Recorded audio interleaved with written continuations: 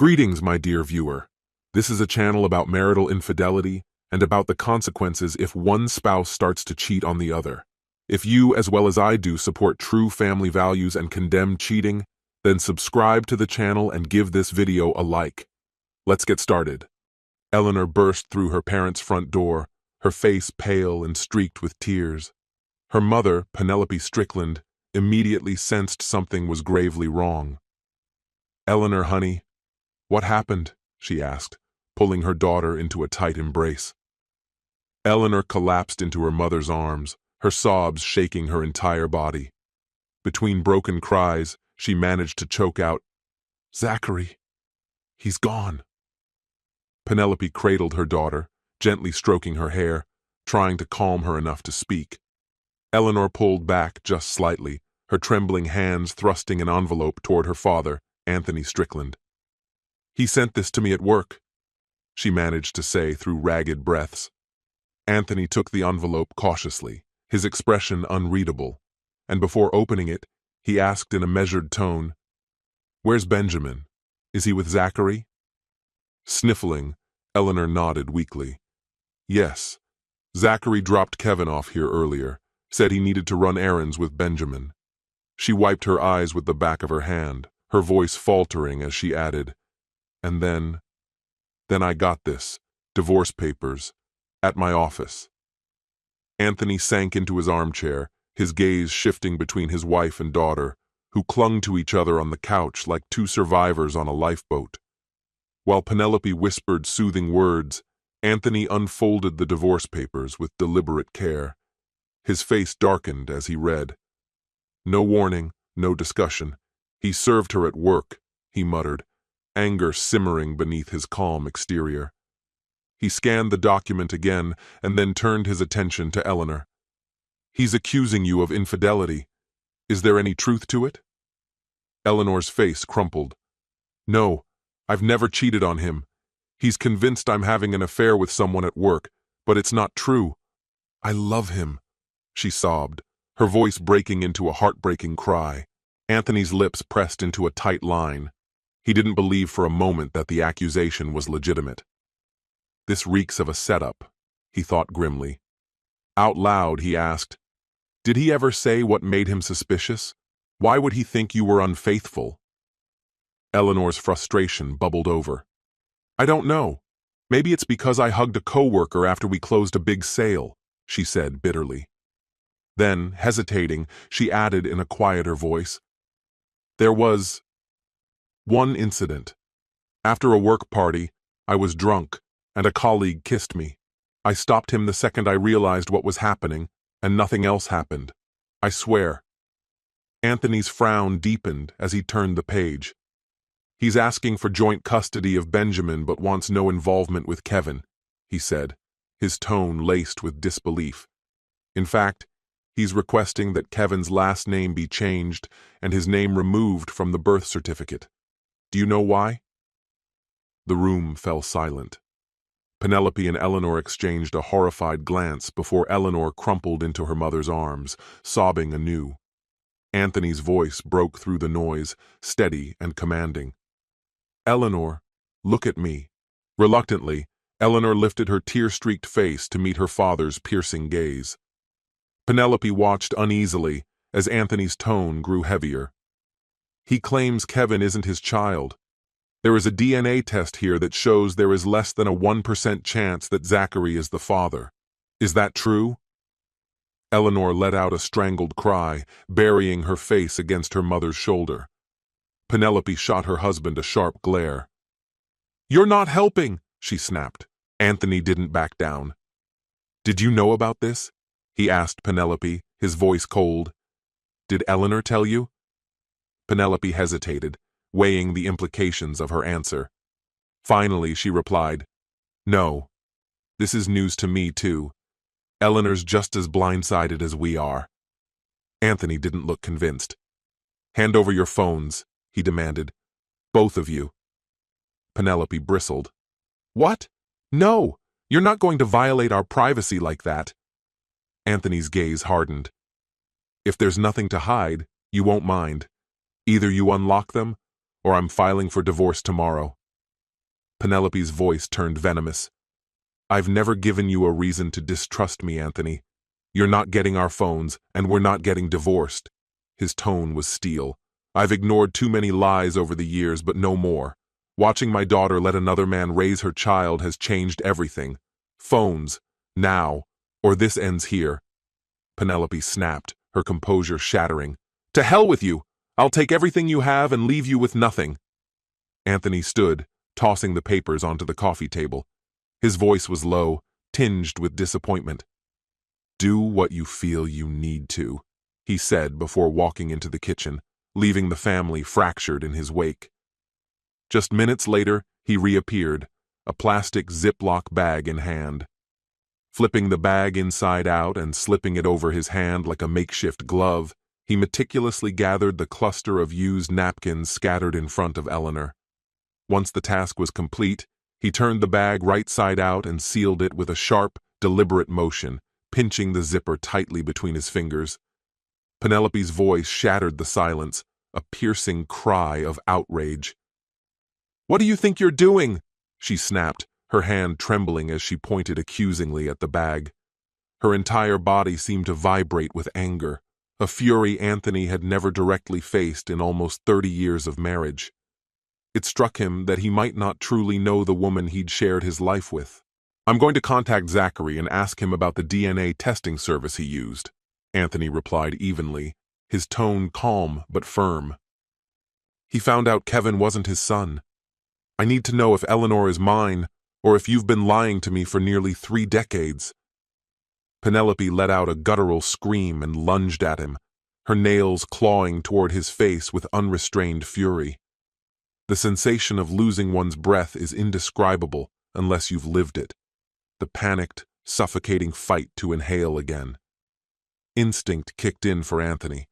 Despite it being 4 decades since his short-lived karate practice, the muscle memory remained. As Penelope's nails raked his skin, he reflexively delivered a precise strike to her solar plexus. The hit wasn't aggressive, just enough to knock the air from her lungs. She crumpled to the floor, gasping for breath, her face etched with terror. As Penelope writhed on the ground, Eleanor's scream pierced the air, panic evident as she watched her mother struggle. Unshaken, Anthony turned on his heel and walked to his office. He knew Penelope would regain her breath in moments, but he couldn't wait. He needed to leave before she gathered herself. Moving quickly, he packed his laptop, iPad, and a few changes of clothes. Before departing, he accessed the Wi-Fi router and reset the password. Penelope depended on the internet for everything from Facebook to Reddit. Without Wi-Fi, she'd be effectively cut off. With his belongings stuffed into a backpack, Anthony strode past his recovering wife without a word and left. 3 decades of marriage were over. His first stop was a nearby McDonald's, where he connected to their free Wi-Fi. There, he accessed his financial accounts. Methodically, he paid off and closed their joint American Express Gold card, followed by their Chase card. Using the bill pay function, he transferred half the funds from their joint bank account to himself, under the guise of paying his landscaping business. It was a simple, efficient move. Later that evening, Anthony arrived at the Davis household. Adam Davis greeted him at the door with a knowing expression. "What a disaster this turned out to be," Anthony began. "Disaster doesn't even cover it," Adam replied, leading him to the patio overlooking the golf course. "Bourbon?" The men sat with their drinks in hand, the weight of the situation hanging heavy. Finally, Anthony broke the silence. "How's Zachary holding up?" he asked. Adam raised an eyebrow. "Seriously? Do you even need to ask? He's losing his youngest son, Anthony, and you're losing your grandson. You don't just bounce back from this." Anthony's shoulders sagged under the guilt. "I can't face Eleanor or her mother. Penelope knew Kevin might not be Zachary's, and she stayed silent. Now I don't even know if Eleanor is mine." Adam's expression darkened. "Babe's furious. I've never seen her this upset. If Eleanor weren't Benjamin's mother, I think she'd have done something drastic." Anthony nodded grimly. "Keep her calm. We don't need more drama." Their conversation was interrupted by Babe herself, storming into the room with a cold glare fixed on Anthony. "Why is he here?" she demanded, her voice icy. "And why are there police outside?" Adam raised a hand in an attempt to pacify her. "Take it easy, honey. Anthony's on Zachary's side." Before Adam could explain further, the doorbell rang. 2 police officers stood on the porch, their expressions unreadable. Anthony met their gaze, his face calm but resigned. "I expected this," he said quietly, turning to offer his wrists for handcuffs. As the officers led him away, Adam assured him, "I'll call Zachary. We'll sort this out." 6 months later, the chaos had largely subsided. Eleanor had fiercely contested the divorce, initially proposing counseling before shifting to unreasonable demands. DNA results ultimately confirmed that Eleanor was, in fact, Anthony's biological daughter. The revelation brought him a strange mix of relief and disappointment. While his love for her remained, any respect he once had was irreparably lost. Contact between Anthony and Eleanor dwindled to almost nothing, and he doubted it would ever return to what it once was. She denied him any opportunity to meet his grandson, Kevin. A photograph of Anthony, taken at a pharmacy and clearly displaying scratches and fingernail marks on his face, served as key evidence to clear him of a Class C misdemeanor charge for allegedly assaulting his wife. At the same time, Anthony was entangled in divorce proceedings with Penelope, a woman he neither trusted nor respected. Penelope was vehemently opposed to the divorce, and her legal team continually delayed the process. It seemed the stalemate could have dragged on indefinitely if not for a violent incident involving Penelope and Eleanor in a nightclub parking lot. The 2 women were unable to identify their attacker. However, surveillance footage revealed a small figure, dressed entirely in black and wearing a ski mask, launching a brutal assault. Armed with what appeared to be a slender, weighted rod, the assailant struck the women repeatedly. The video showed the steel bar bending under the force of the blows.